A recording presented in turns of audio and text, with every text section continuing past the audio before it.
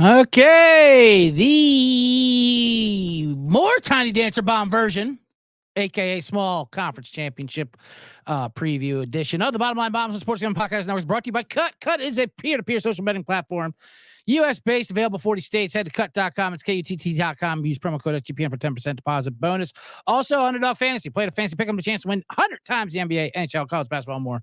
Sign up today using also promo code SGPN to get a 100% deposit match. And we're brought to you by Champs. Run your own March Madness pool and enter Champs free bracket contest for a chance to win $1,000. Go to sportsgamingpodcast.com/champs to enter today.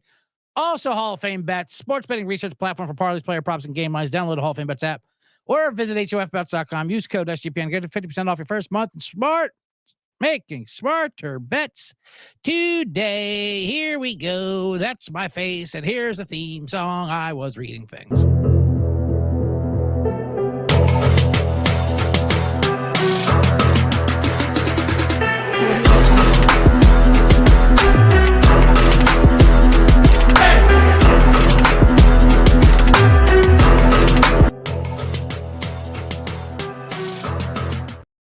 Welcome to the Bottom Line Bombs. I am your host, CJ Sullivan, the bet detective, the man in the box.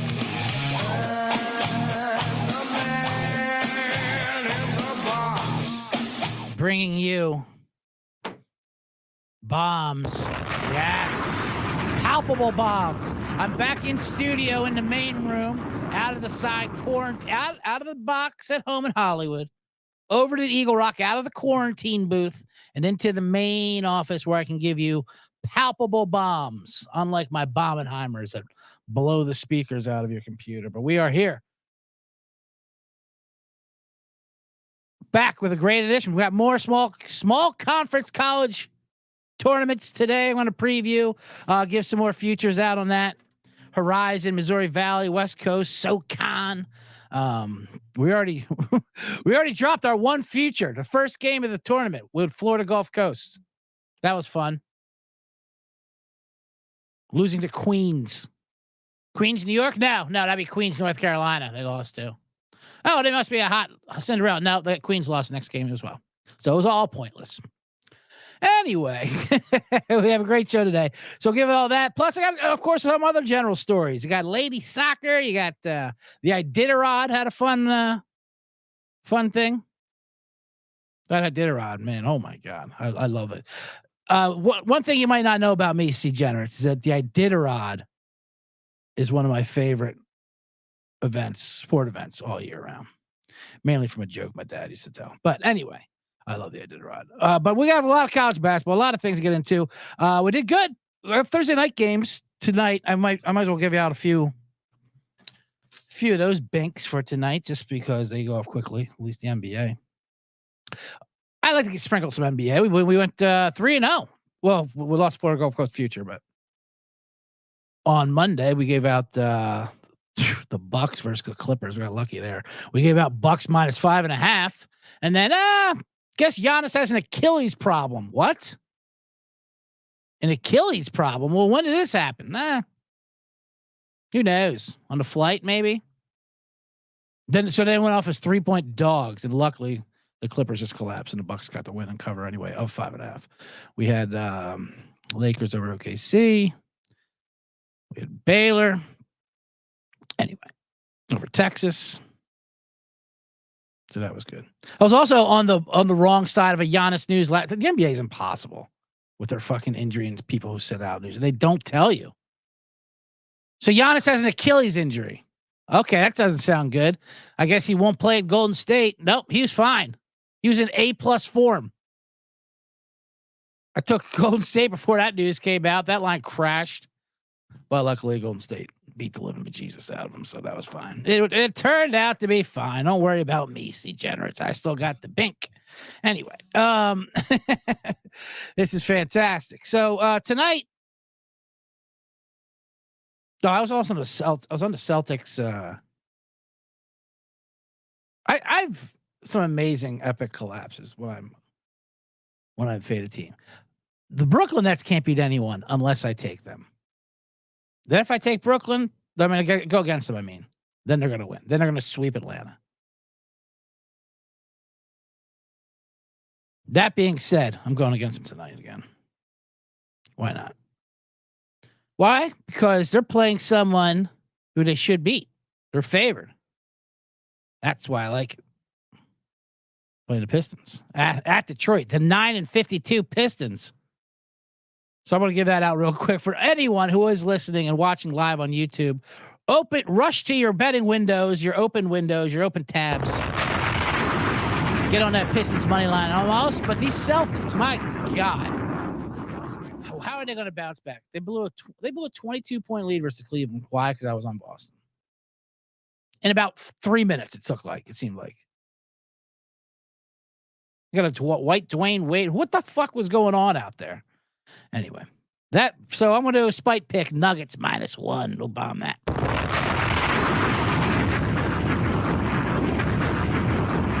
The Nuggets look like they're ready to roll. This should be an NBA Finals preview. It's a big game. I'll take the Nuggets -1 at home. But that's not the best. I mean, I'm starting off with bad beats. I'm starting out a little out of sorts anyway. The show's a bit late.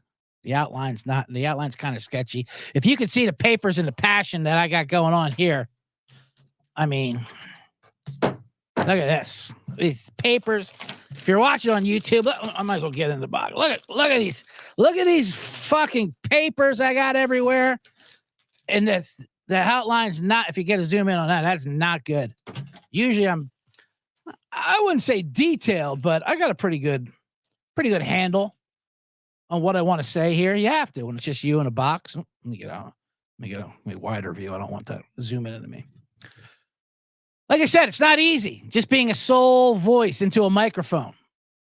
That's why I love you see generates in the chat room. Give me a little feedback, see what's going on, what's working, what's not. I see why people go crazy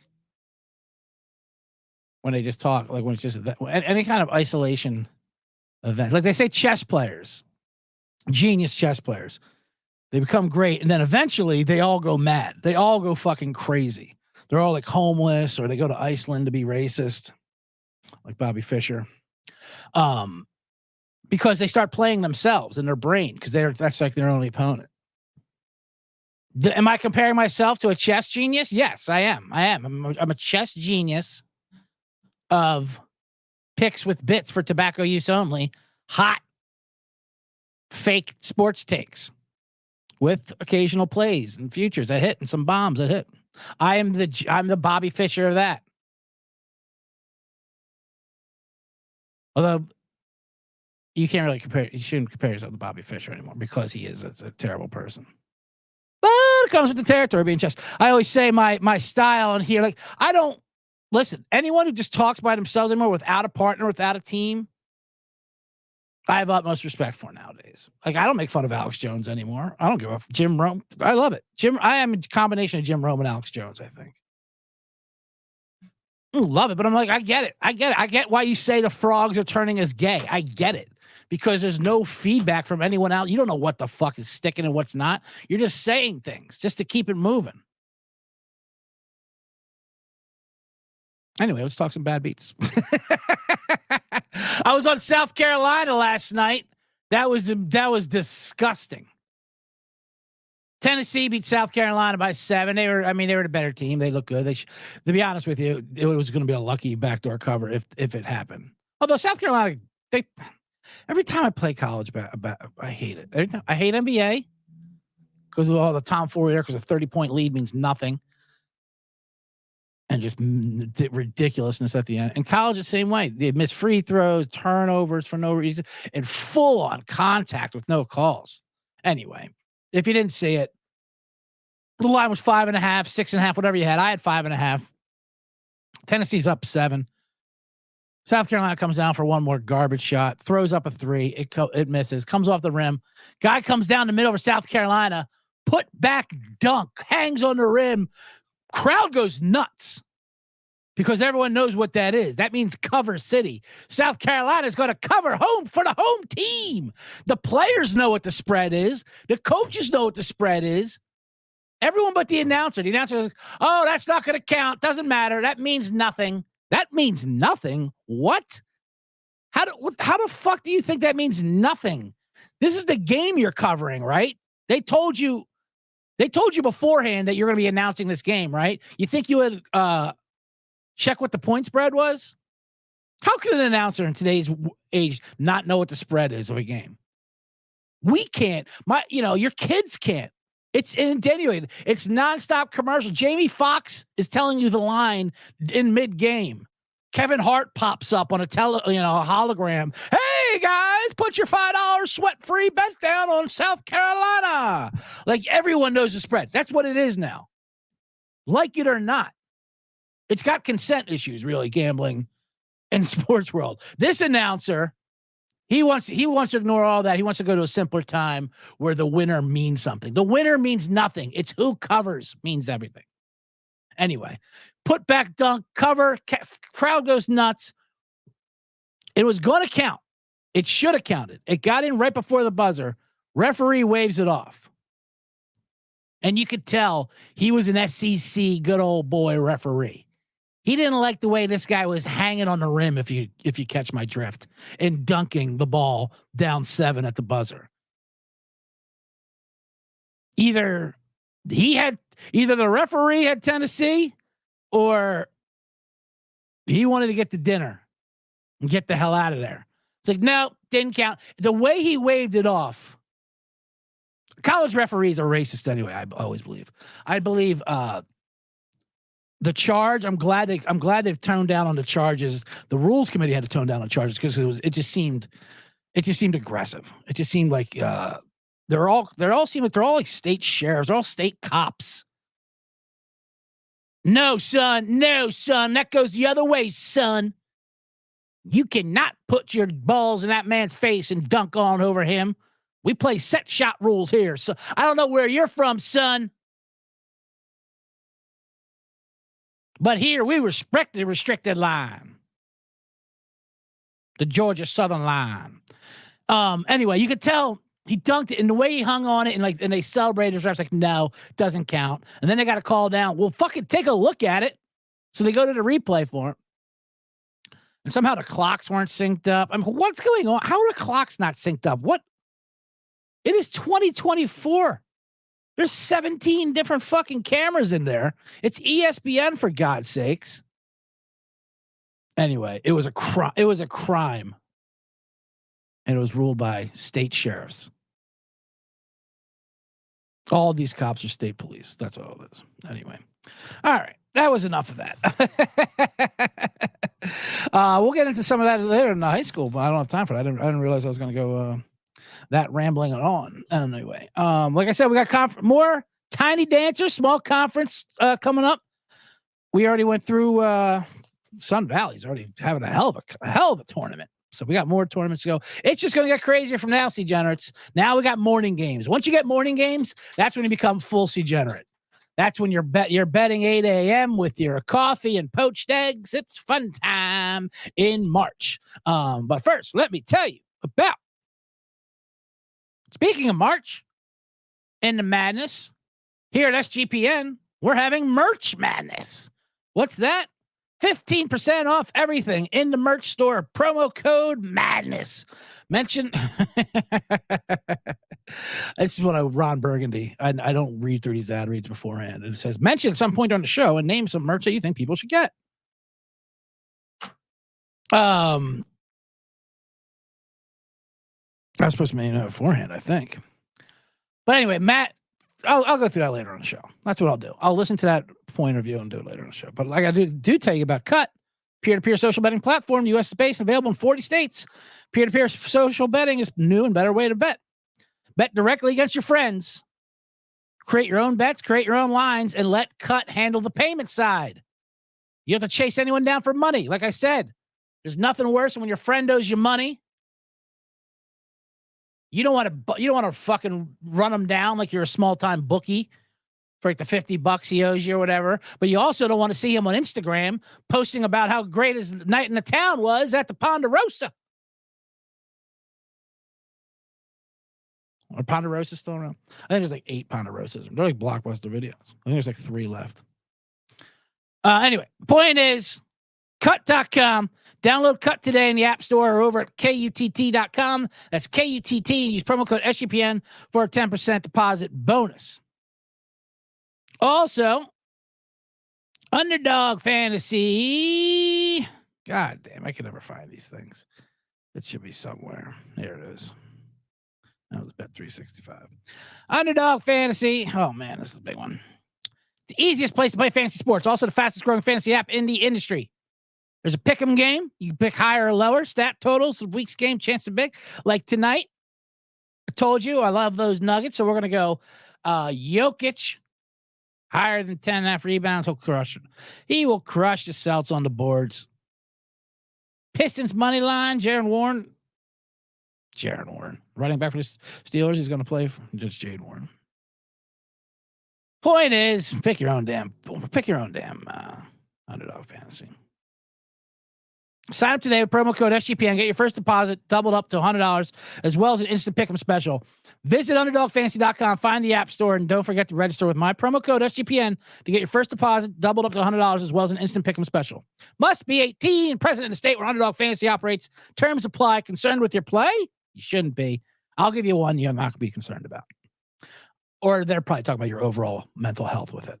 In that case, you call 1-800-522-4700 or visit ncpgambling.org. All right, we are back here in the bottom line bombs. I phoned that underdog in there. Let me give you a good underdog pick 'em for tonight, real quick. Let me pick one up. Kevin Durant. He got hot the other night. They're playing Toronto. I think there's gonna be a ton of points in this one. So he's at 25.5. Let's put that higher. Steph Curry. How about Jaden Ivey? Now here, Jalen Durant is what I wanted. 11. We'll give him a double. That'll be spicy right there. 0.8. That's a 2.5 right there. Let me put that in. Jalen Durant, double. And Kevin Durant over 25.5. That, my friends, is a juicy little 2.8. I'm going to put that in right now in my account, just so I can show you I'm about that life.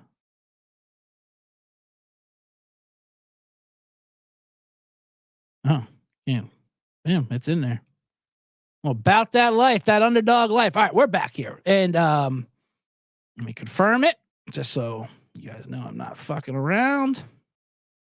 And I'm not going to share the entry because that's a little ridiculous. Anyway, we are back here. JC from KC, welcome. He says, what's up, C-Generates? Sean, let me back in the studio. I know. Germaphobe, like I said, I moved from the box to the quarantine booth to the main booth. Here I am. Bringing it. That's where I belong, with the madness. Like I said, for this part of the C block, I got this show. Then we'll be doing Picks Dundee, weekend bombs, more college hoops. But let me get into my own little college hoops here. All right, let's get into, like I said, it did not start off good with Florida Gulf Coast. They bombed out, speaking of bombs. And that future is out. But it was 25-1. What do you want? I want them to beat Queens is what I want them to do. My God. But they didn't. All right. The Horizon League. Did I give that out? I didn't give that out yet. That started on the 5th, but now it's going through. It's in the Indiana Farmers Coliseum. You have Oakland. Did I give out Cleveland State already? I think I did. No, I didn't. I did. I got confused with the Dundee. Oakland's the 1 seed, but they're not even a favorite. Youngstown is the favorite. They got that 7-3 freshman Gabe Dines. He's a freak. Oakland's good. They got Trey Townsend, but they're playing like the 8 seed. They're only like 4-point favorites today, which is bizarre, right? For a 1 seed, you would think. That's how weird this conference is. Let's take a look at the where's the line there? Oh, I also lost Army. Holy cross, those Crusaders got me. Those sons of bitches. Okay. Hold on, folks. Sorry, C-Generous. I'm just looking for a line here. This is good scrolling. Good scrolling. They're playing IPFW. Yeah, they're 4.5-point favorites at home, which is bizarre. Now you got Youngstown State is a 2 seed, so I'm going to give out this play tonight. I like Cleveland State as my dark horse to win this at 20-1 to win the Horizon League. They got Tristan Ananaru, who's a transfer from Kansas and Iowa State. And when he plays, he's one of those guys going to be like the best player in the tournament. Youngstown State is the best team, but 9, that's a hefty number. I'll take Cleveland State plus 9 to bomb it. You get that, JC, when I'm in the main studio. I get the more calm bombs. Calm bomb. There's a calm bomb for you. Not the Bombenheimers, the calm bomb. So give me a calm bomb. I'm also going to take Cleveland State to win this conference, 20-1. And another one, the big game in this conference is Green Bay and Milwaukee. Are they going at it already? Let me see. You know what's weird? There's a little pet peeve of mine, or unrelated. Here it is. Wisconsin, Milwaukee. They play afterwards. Wisconsin, Green Bay. Green Bay is 1.5 point favorite. Now, if Noah Reynolds plays, he's come back from an ankle injury. They're also a team that could win. They're the 3 seed. They can also win this whole damn thing. They are 950 to win the whole thing. So put that in a little combo. More importantly, Wisconsin, Green Bay, 1.5 point favorite. Take them on the money line at -117. Bomb that. So that's Wisconsin, Green Bay, and Cleveland State plus 9. Those are my 2 plays on the Horizon League, and I like them both to ship the tournament. What I was going to say was there's so many games that are going on right now with all the small conference tournaments, and then you get the big conference coming in. And now that we're playing morning games, you have the triple buys. You never know it's very confusing. That's why ESPN, when they have the tickers going on underneath the scroller, whatever thing it's called, with all the different scores going on, they have to do a better job of differentiating women's scores and men's scores. Because they put it all in there like it's the same thing. And you see a number that's so outrageous. You're like, what? What the fuck happened? Old Dominion won by 75. How the hell did that happen? They beat Houston. I thought Houston was number 1. Oh, women. There's just a tiny W. Then you see, a tiny W there. You got to make it more than just a little W. You're going to give me a heart attack, us people that have fucking bets all over the place. Because a lot of times they'll play the same 2 teams will play men and women, obviously in separate gyms. The women will play in the cafeteria or something where they belong, in the kitchen. Just a joke to my 2 female fans out there. But yeah, the scores, and you're like, what the fuck? Then you got to figure it out. I'm not saying they got to put it in pink, the lady scores, or, have it sparkling or with glitter on it or something. Put something to determine that, hey, these are lady scores, capital lady. And if you don't know, I say lady because they say lady. It seems very demeaning. Like these teams are still called the Tennessee Lady Volunteers. What? Like what? Just call them the Volunteers, the women's basketball team. I don't get it. The Lady Huskies play the Lady Colonials. Lady Huskies? What the fuck does that even mean? Anyway. That was a small little lady rant. There'll be more lady rants later in the shows. We talked about lady soccer and the lady rain last night. But first, we got more conferences. So that was the Horizon League. Also, we have the Missouri Valley League, also known as Arch Madness. That's a fun one. Arch Madness. Let me get into this. Let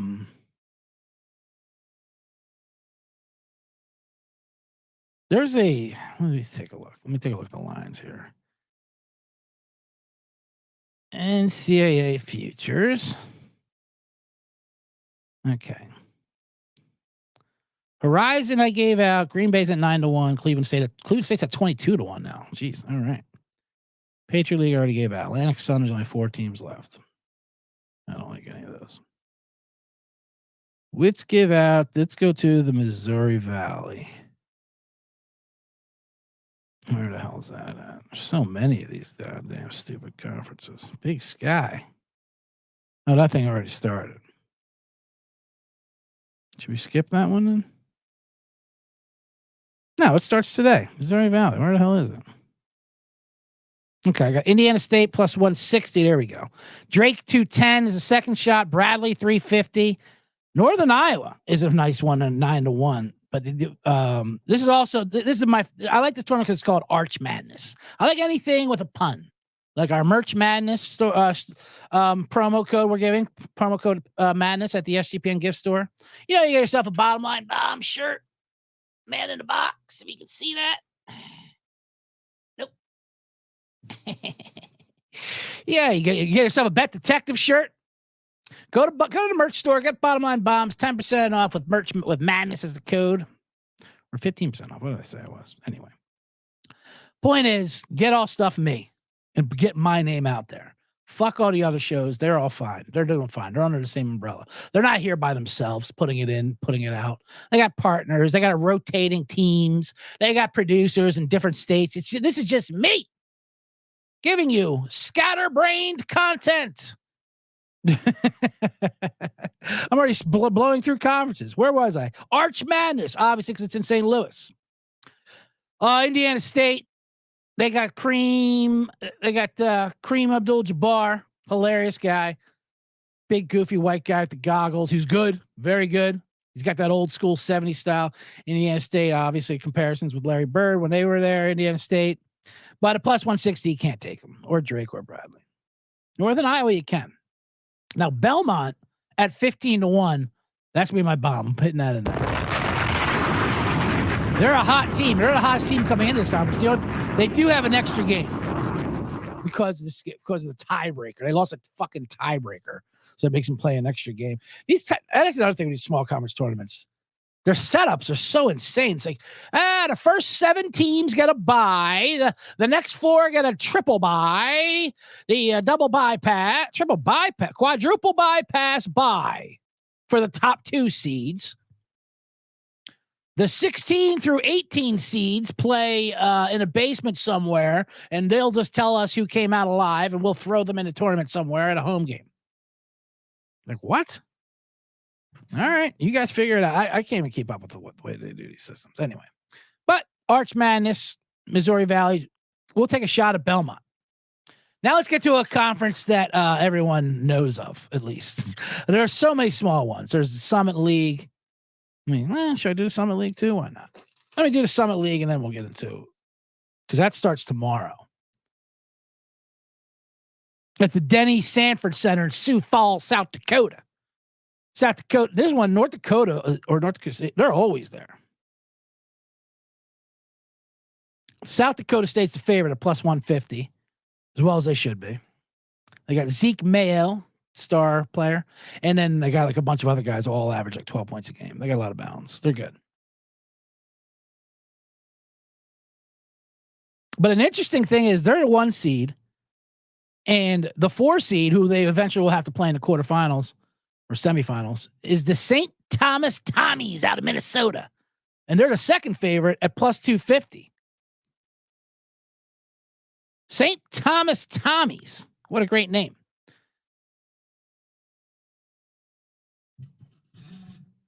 Problem with them is they're ineligible if they win. So what that does create, since they're going to play South Dakota State, there's no sense playing South Dakota State that had the chalk favorite there, because they're going to have to beat St. Thomas before they get to the finals. First of all, you have St. Thomas who's motivated. Anytime you have a team that's motivated like that, that's not going to be eligible to win the NCAA, to get to the NCAA tournament if they win, then this is this is literally the end of their season. That's to get to the NIT, I guess. They're tough. So that creates some value in the other teams that might, let's say St. Thomas upsets South Dakota State, which is possible. You want a team that's playing them in the finals, because even if they lose that game, they're going to win. They're going to be granted the championship, right? I mean, come on. It's a free roll, baby. That's what we're looking for. We're looking for a free roll. So let's look at the 2 and 3 seeds. You have North Dakota at 7-1. Not bad. And this odds came crashing down Kansas City, UMKC. They're now 5-1. They were plus 750. This is who I like. I like UMKC because if they can break through North Dakota, which I think they can, and I'm not giving Denver. I mean, even though Denver has a Tommy Brower, who like leads the nation in scoring, I believe. Yeah, Kansas City has a great chance of beating North Dakota. Now, so if things fall right, we can have a free roll.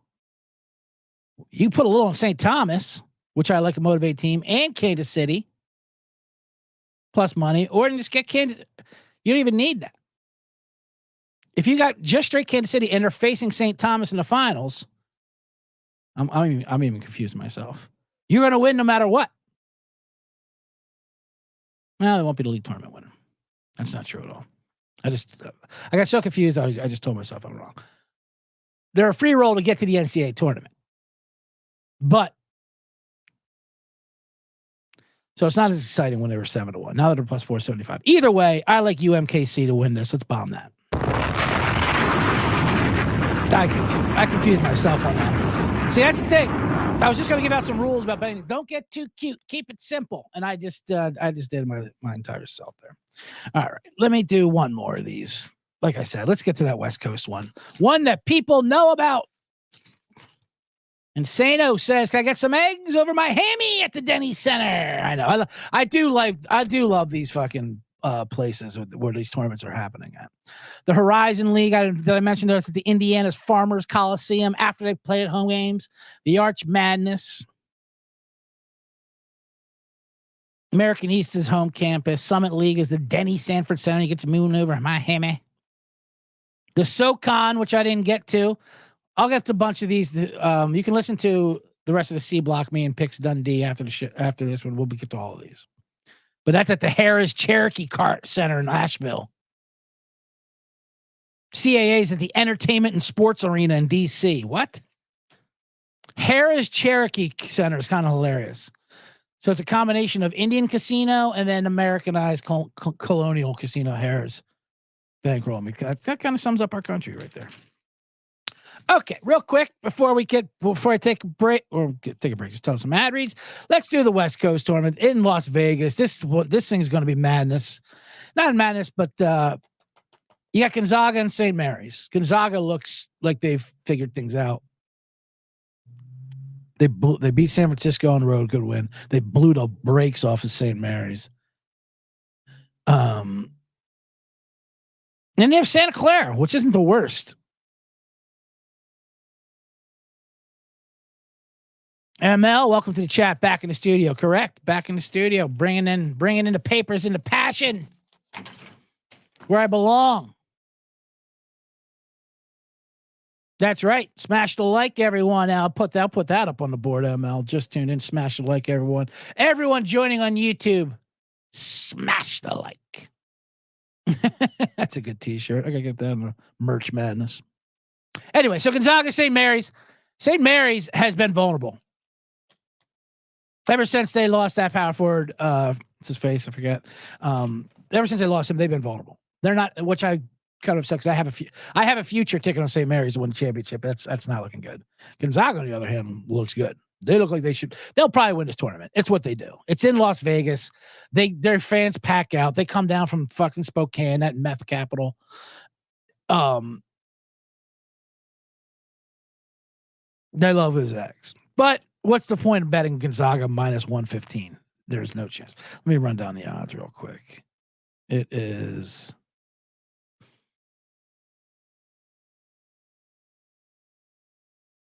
Here we go. Gonzaga's minus 140 now. St. Mary's plus 110. So we're going to take a stab at San Francisco, the Dons, Bill Russell at 11-1. They had Jonathan Mogbo. They led the conference in free throw shooting, and in this time of year, it happens. Now, they played Gonzaga twice. Great. They lost, but they played them tight. So anything can happen that third game. It's not like they weren't blown out like St. Mary's. San Francisco's good. Problem is they're going to have to beat them both, right? Or no? No. Yeah, they did have to beat both teams, which is not ideal. But if you want to take a stab, I wouldn't recommend it. Gonzaga's going to win this conference tournament, but it's just hard to. I don't want to lay chalk on it. I'll go with San Francisco 11-1. Bomb that.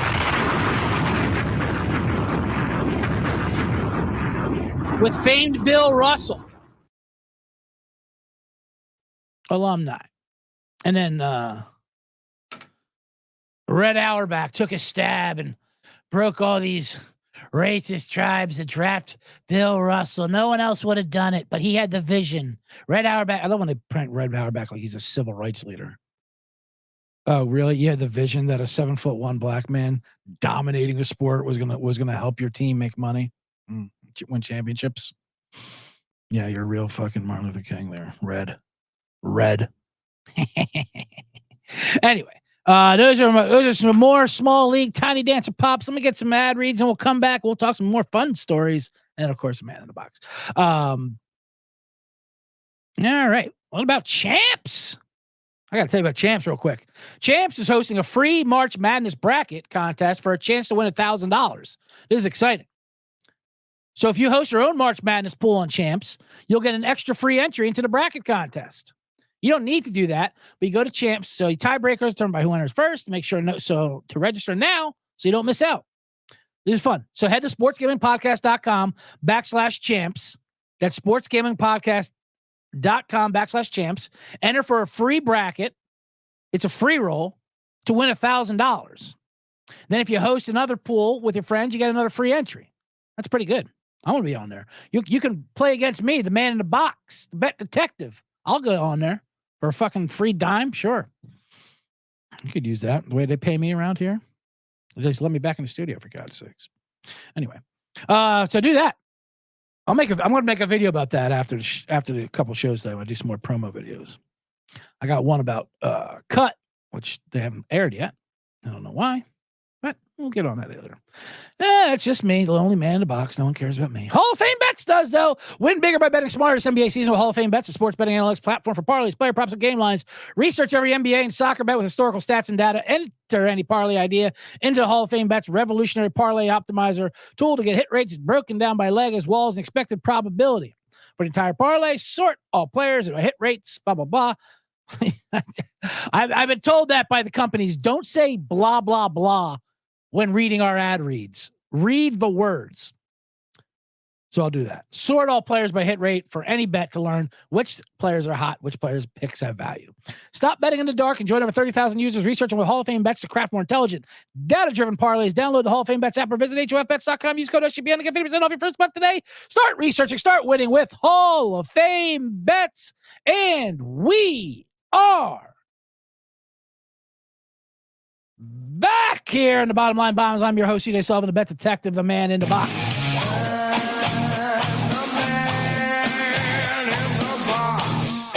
Oh boy. Yeah, that was a professional ad read right there. I'm flying through things. I'm like I said, it's scatterbrain. It's Scatterbrain Thursday. My show is all over the place. So this part I did not even write down on my outline. I didn't even get to that part. I did give out some bombs earlier though.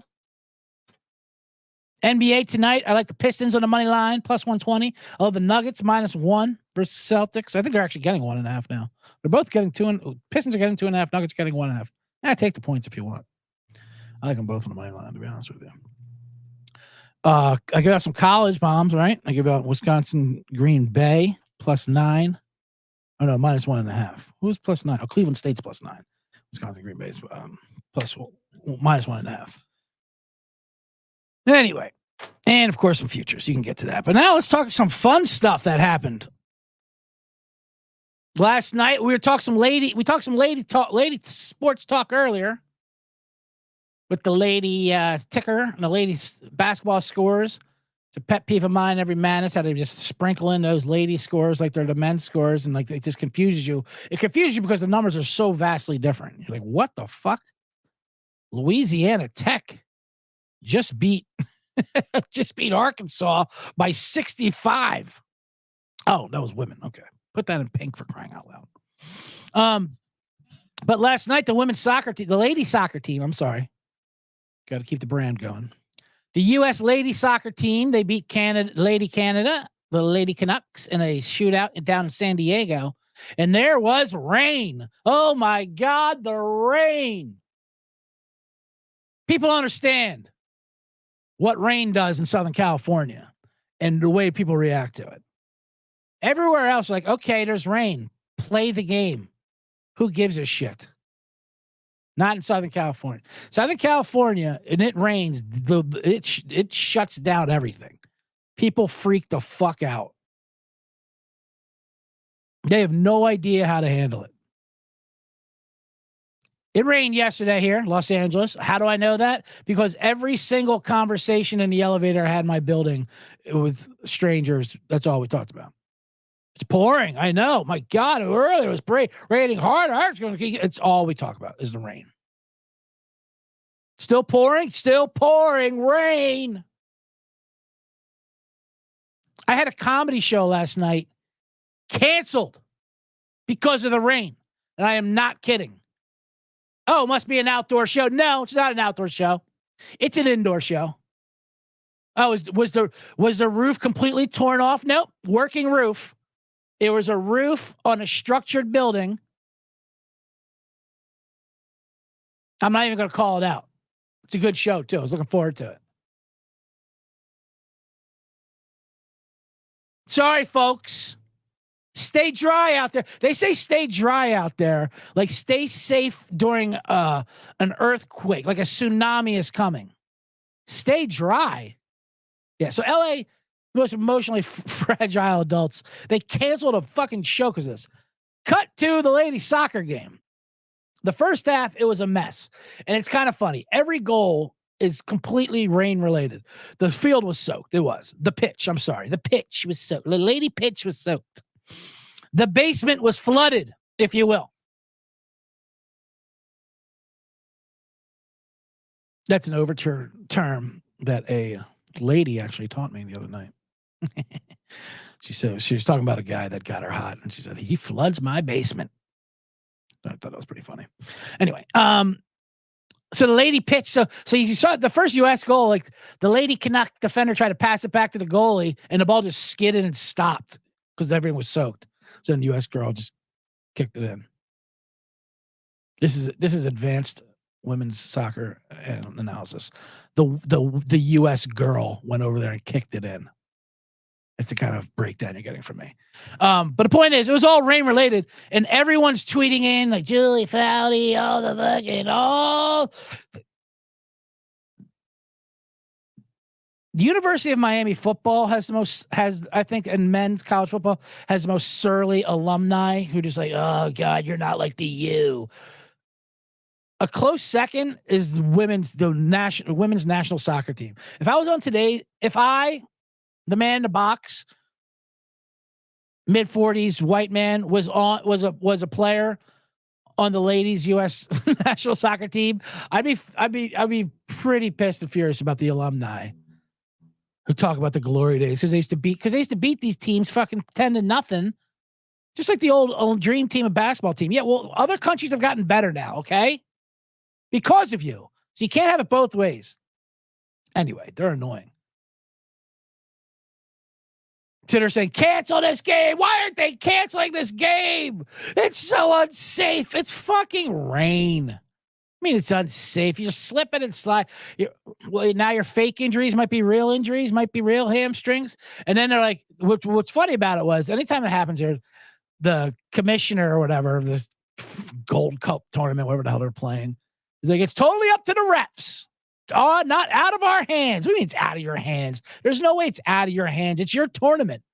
And then they blame it on the refs because why not? They need more people mad at them. They're making $45 for this game. The refs were out there like showing how dangerous it was. Like, you can slap here. The ball's not rolling. That was the point. The ball wasn't rolling. It was just stopping. And so like, well, it's obviously not the refs obviously want this canceled. And the refs are like, yeah, we can't cancel the game. You think they validate my parking tomorrow? What are you, we're going to come back tomorrow? I got parking for 2 hours. Matter of fact, I'm about to call this game in a little bit just so I can get the fuck home. And that's what it really is. We scheduled this event. We have 3 hours at this stadium. We can't they're just not going to back things up for our ladies soccer game. All right. There's a job seminar in here tomorrow, so we don't have the space rented out for tomorrow. There's no pushing back the game. So the lady show must go on, and it did. There was I don't know. Then there was a shootout, and the goalie was excited. She stopped 3 shots. The shots were right at it. I mean, I don't want to discredit it. Good for the Lady Americans winning a nice lady victory, and hopefully now I think they go to the Lady Finals. First Lady Brazil. Anyway, I'll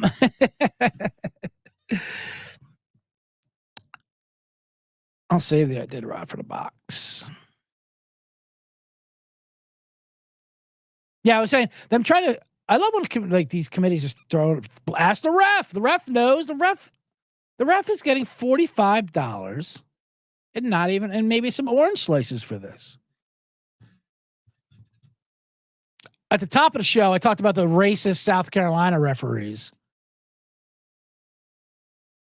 who waved off the putback dunk because they didn't like them dunking down 7 and killed the cover. That was a crime. Not much is a crime, though, is what happened in New Jersey in the high school basketball. Was it the state finals or semifinal game? Group 2 boys semifinal game between Manasquan and Camden.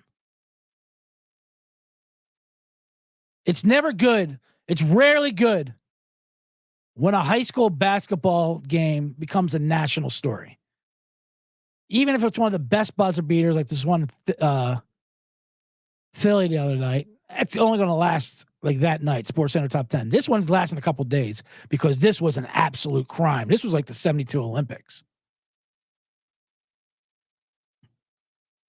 If you didn't see it, Manasquan played Camden. Manasquan put a putback layup as time expired. It was ruled a good basket. It was a win. It was everyone run off the court, run off the court. But then the referees conferred after the call and they waved it off, giving Camden the winner. It's insane.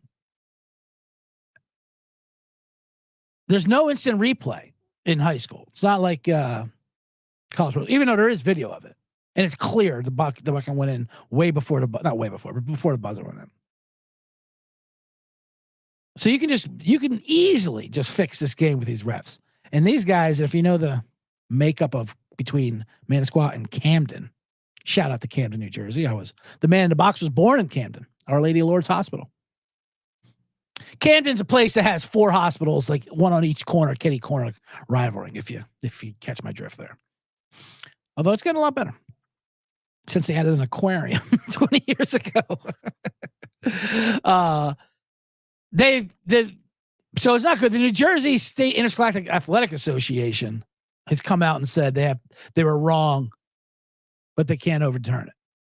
How could you not be able to turn? I don't understand. It's so clear as day. Just say, "Oh, we fucked up." The thing is, what happened in that huddle between these referees? They're like, "Okay, another white man can't jump situation. We got to get the hell out of here. I don't want any brouhahas in the parking lot."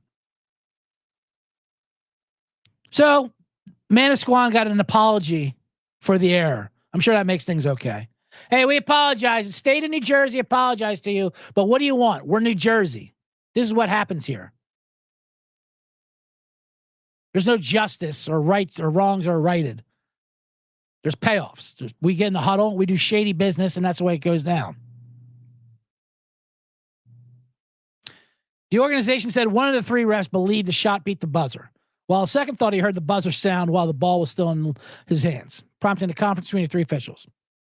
Oh, really? What did you think? What'd you see? I thought I heard a buzzer. I don't know, but there's a lot of noise out here. There was a guy with a cracking sound. Some mom had a milk carton full of pennies. It could have been that, you know. I got a buzz in my head. I've had a few drinks. Later, after being shown the video clips, the second official agreed the basket should have accounted. Oh, yeah. Oh, sure. Now that I see this. Oh, yeah. Well, right. What do you think, third ref? I still don't know. Even look at this video. This video could be anything. Manasquan contested the result of the game, but denied the appeal. New Jersey denied the appeal. The school is now seeking legal remedies. Reverse. That's always good. Let's get Let's get this in the courtroom. Let's get politicians involved for this state high school thing. The town's board of education filed an order to show cause in county court to Asbury Park Press. The filming seeks to have Manasquan declared the winner. The filing seeks to have him declared the winner and then start the Saturday state game against Arts High School of Newark. I say, fuck you, Manasquan. You know what I mean? You know what? Now I'm on Camden's side.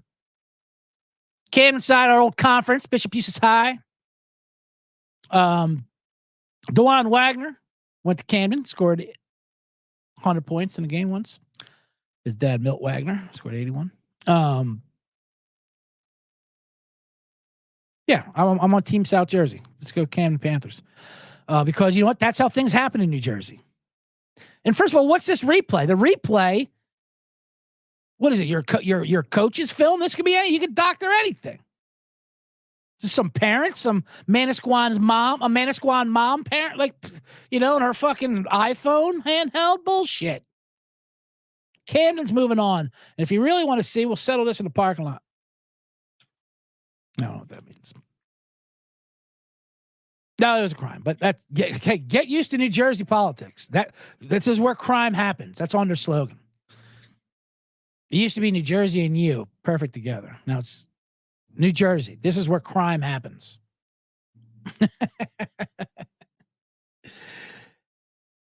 There was a time where New Jersey, 90s, peak New Jersey crime. When I grew up. I'm not saying I grew up in the thick of it. I grew up in the suburbs.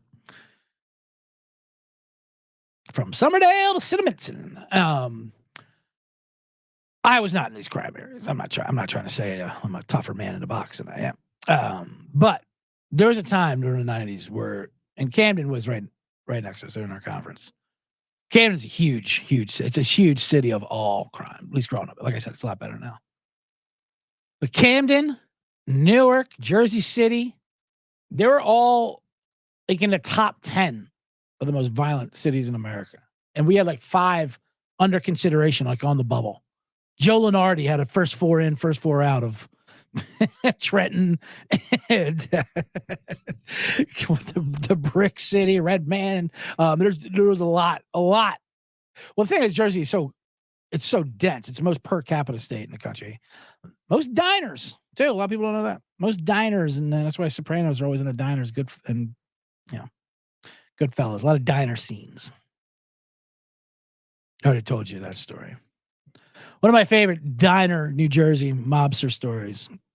Since we're talking mob, New Jersey high school, I should get to the box for this, right? Let me get in the box.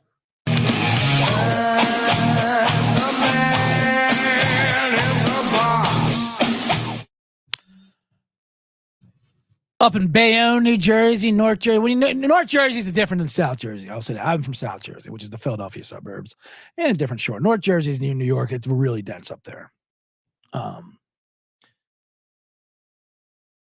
But there's one. I went to did one club up there, Bananas or something. I don't know, it's not Go Bananas, but it's whatever. It doesn't matter. It's like Rascals. It's got a ridiculous name. But down the street is this diner. It's like, from Goodfellas, but they don't really advertise. But you see it. It's that scene where the guy comes in the payphone when they act like after Pesci and Leo steal the guy's truck, and then the guy comes in and goes, "That's for the payphone," and he blames it on black guys, but he uses the N-word. And that's like his catchphrase, which is kind of weird. He's a comic, actually. That guy. The guy's fucking nuts in real life. And he has to say that's his catchphrase. He goes, "You got a phone? Come on. You got the phone? Can you believe this? 2." And he yells the N-word. 2 N-words stole my truck. Can you believe this? And that being the joke is that he's racist. He automatically assumes it was black guys when it was actually Pesci and Ray Liotta who stole it. Anyway, point is, we go to, we got to go to this diner. What's right here from Goodfellas? And we go there, and it's kind of empty. The phone's not where we're supposed to be in the movie. It's in the way back. We're like, "Hey, is this where they shot Goodfellas?" He's like, yeah, it is. "Where's the phone?" "It's in the back if you want to go back there." And you could tell he was really bummed out. Like, "Why? What's wrong? You don't like it?" "No." He's like, "No." And then he snapped. It was so funny. The owner of his diner just snapped. "No, I don't like it. People come in here every day, and they come in and they go, 'Hey, is this what they say?' And they just yell the N-word loud. Hey, is this where the guy said, can you believe this? 2 N-words just stole my truck? But they actually say it because it's Jersey. And I was like, oh, yeah, it kind of sucks. He's like, I didn't know this was going to happen. They came up to me. They say, hey, do you want some money? And you'll be in a Martin Scorsese movie, your diner? I'm like, of course. That's amazing. I'll shut down for a week. You pay me for that. And I'll be in Martin Scorsese's greatest movie of all time, a mob movie, Goodfellas. Oh, my God. What a gift from heavens. Yeah, what a gift, all right. It's fucking known for the N-word. Now that's what I'm known for forever. That comic, that's his catchphrase. And this diner, this guy just wants to sell some fucking hash brown and scrapple and some guy, and he got Mama Luke's coming in. Now I'm really getting into it. So I felt bad for the guy, obviously, but I laughed a bit too because it's kind of funny. Anyway, where were we? I mean, I'm still in the man in the box. Oh, I wanted to talk about this Iditarod. Let me get to the Iditarod real quick. But first, let me thank you all, C-Generals, for being here live in the YouTube chat room. Make sure you hit the like button. Make sure you subscribe. If you're listening on Spotify or iTunes, wherever you're listening to, and on a different feed, which happens, which I'm fine with, make sure you subscribe to my edition as well. The Bottom Line Bombs with CJ Sullivan. It's its own feed. I need that. I need those numbers and all that stuff. Follow me on all the socials. Instagram, CJ Sullivan was taken. Not like Liam Neeson, but with the underscores in between the actual words. CJ Sullivan. Or CJ _ Sullivan _ was _ taken. On X at CJ Sullivan _ I don't know why I like the underscore so much. Maybe it's better than dots. I'm doing stand-up comedy April 19th weekend, April 19th, 2021 in Milwaukee, Wisconsin. They won't cancel a show because of rain at a club called the Laughing Tap. Great club, great people there in the city of Milwaukee, one of my favorite cities. So get tickets to come see me do stand-up comedy at the Laughing Tap if you're in the Milwaukee, greater Chicagoland area. I'll probably be in Chicago a week before or afterwards. I'm still working on those dates. Since I go out there, I like to do it together. Yeah, other than that, if you're in Los Angeles, I'll be hosting a Blackout Diary show, a show that we're starting out. It's a drinking storytelling show at a bar in Skid Row called Escondite. Great story. I think we got Megan Gailey. We got a bunch of people there. But that's the last Sunday. That's Easter Sunday. Last Sunday of every month, if you're in Los Angeles area. Anyway, yeah, let me tell this story real quick, and then or should I save it for the next week? They did a rod. Maybe we already did enough. Maybe I did a rodded enough. I do got to save stuff. I'm so scatterbrained. I just did. It's hard to do a story after I do the plugs. I just love the Iditarod. I do. The dog sled race across all of Alaska. There's so many crazy rules. And something happened where this guy, he had to gut and kill a moose. A moose attacked one of his dogs and he killed it. How did he kill it? He's a veteran musher after injured one of his dogs shortly at the start of the Iditarod. Dallas Seavey's his name. Oh, he shot him with a handgun in self-defense. This came after the moose became entangled with the dogs and the musher. These moose are fucking huge, too. So that is, I can't believe a handgun took it out. These some things that are 1,500 pounds. When they talk about moose in these towns, they're like fucking like Bigfoot or something. Like they're crazy. But what's funny is there's rules about this. So if you kill a moose or any kind of these animals during the Iditarod, you have to skin it and salvage all the meat. Isn't that hilarious? So he gutted it. He goes, I gutted it the best I could, but it was ugly. And then teams behind you, they have to pick up all the discarded meat and save that too. What the hell's going on up there in Alaska? He's not the first musher to have to kill a moose. In 85, Susan Butcher was leading the race when she had to use her axe and a parka to fend off a moose. What? But it killed 2 of her dogs, injured 13 others. Another musher came along and killed the moose. Musher on musher team support there. Butcher quit that race, but went on to win for Iditarod. She died from leukemia in 2006, age 51. This year's race started in Willow, 75 miles north of Anchorage. He counted the moose just before 2 a.m. See, that's the thing, you go all night, 14 miles outside the race checkpoint. En route to the next checkpoint, which is 50 miles away in Finger Lake. He dropped off the dog. Don't worry, the dog was flown to Anchorage. They helicoptered the dog out of there. He kept on finishing the race. He was evaluated by a veterinarian. I think they put the dog down.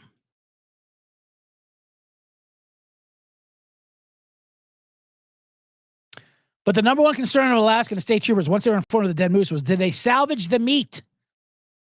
Don't just waste a fucking moose death. Where's the meat? We can eat for a month off of those things. Those things are monsters. Those are the race rules. If an animal like a big game animal, like a moose, a caribou, or a buffalo is killed in defense of life, the musher must gut the animal, report it to the race officials at the next checkpoint. Mushers who follow must help gut the animal when possible.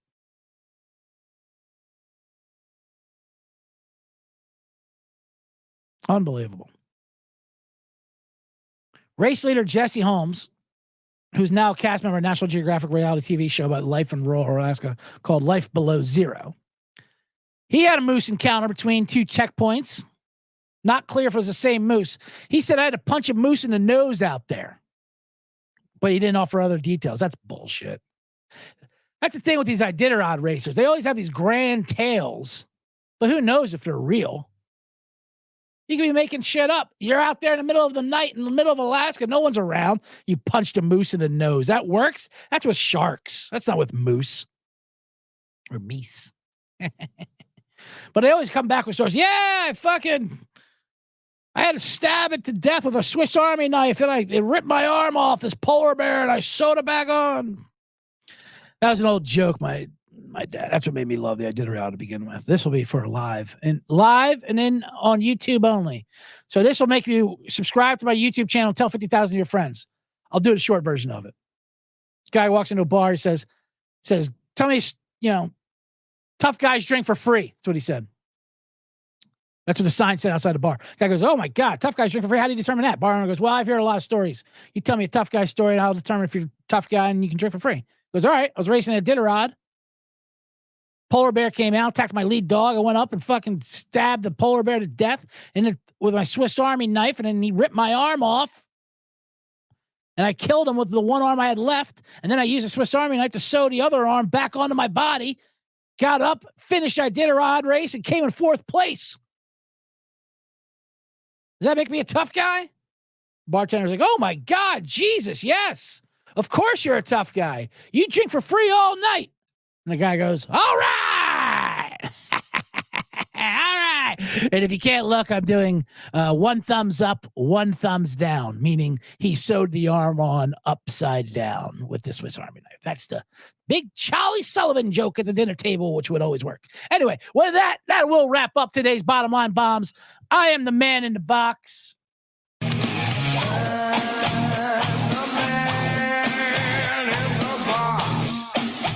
Stay tuned, C-Generates. C-Block coming up next. We will be doing more of these college conference tournaments and more college plays for the weekend that are all evergreen. Thank you, and see you later.